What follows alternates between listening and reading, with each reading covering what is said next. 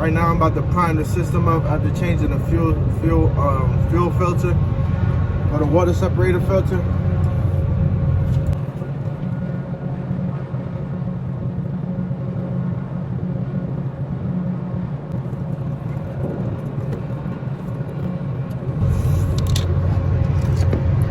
Right now it's completely filled. Then I'm gonna come here, open it up.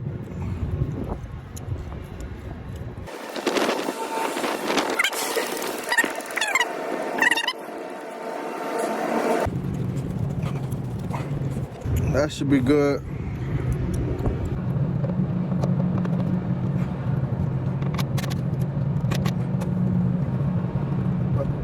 I'm gonna start the truck up.